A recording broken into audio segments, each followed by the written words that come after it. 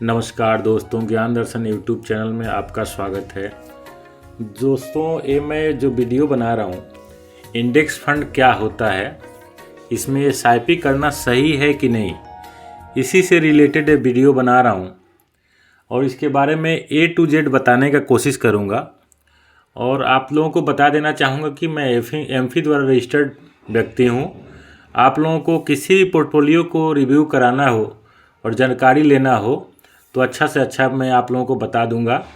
Index fund क्या होता है? इंडेक्स फंड एक प्रकार का म्यूचुअल फंड होता है जो कि खास मार्केट इंडेक्स जैसे निफ्टी 50, सेंसेक्स, निफ्टी नेक्स्ट 50 आदि को फॉलो और कॉपी करता है। इसका मतलब है जिस इंडेक्स में जो कंपनियों का जितना वेट होता है उसी हिसाब से, उसी अनुपात में कंपनियों का निवेश किया जाता है। उदाहरण के लिए, अगर कोई निफ्टी 50 इंडेक्स फंड है तो निफ्टी 50 की 50 कंपनियां रिलायंस, टीसीएस, एचडीएफसी बैंक आदि में उसी रेशियो में निवेश करेगा।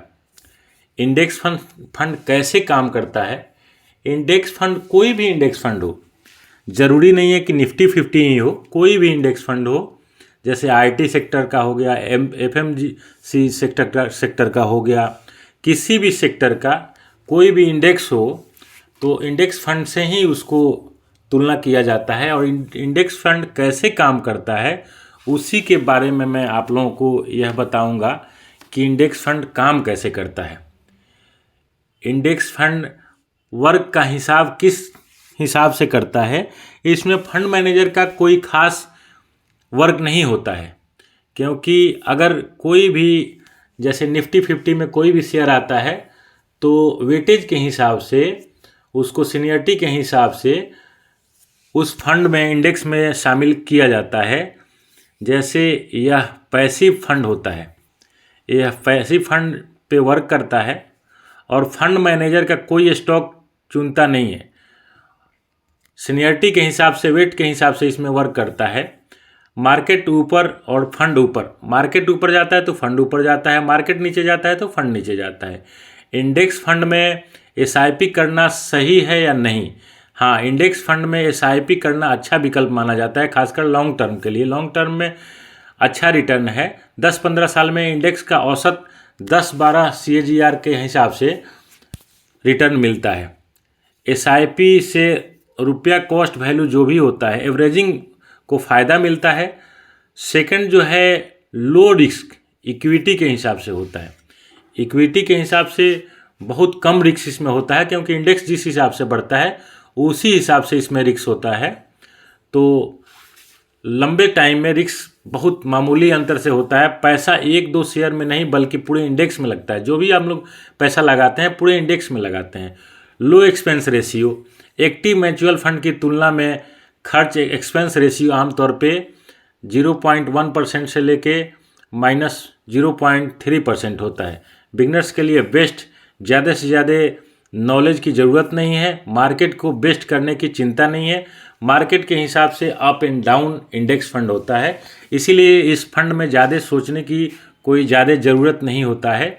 इंडेक्स फंड के मुख्य प्रकार, एक नंबर पे निफ्टी 50 इंडेक्स जो आप लोगों के सामने दिखाई दे रहा है, देश की 50 बड़ी कंपनियों में निवेश किया जाता है।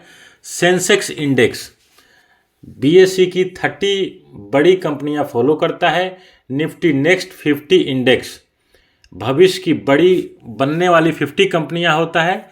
मिड कैप इंडेक्स मध्यम आकार की कंपनियों में निवेश। स्मॉल इंडेक्स छोटी कंपनियों को फॉलो करता है, हाई रिस्क होता है। लेकिन सेक्टोरियल इंडेक्स किसी एक सेक्टर पे आधारित आईटी, बैंक, फार्मा इत्यादि जो आपको पहले बता रखा हूँ उसमें निवेश करता है। और इंटरनेशनल इंडेक्स विदेशी इंडेक्स को फॉलो करता है, जिसमें 500, नेक्स्ट डे और बिगनर्स के लिए सबसे सुरक्षित माना जाता है।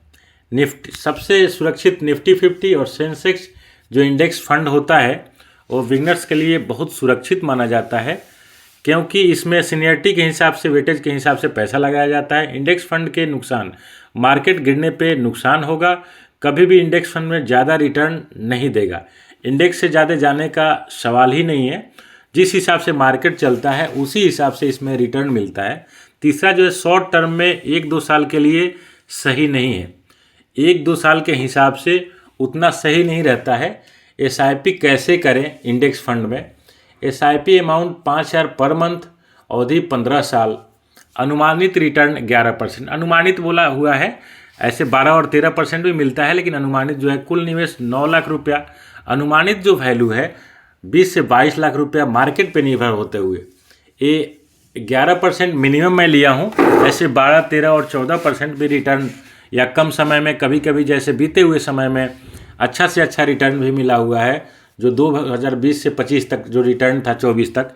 इंडेक्स फंड किसके लिए सही है? बिगनर्स के लिए, लॉन्ग टर्म इन्वेस्टर के लिए। जो बिगनर्स हैं उनके लिए बहुत अच्छा है, और जो लॉन्ग टर्म इन्वेस्टर है उसके लिए बहुत अच्छा है।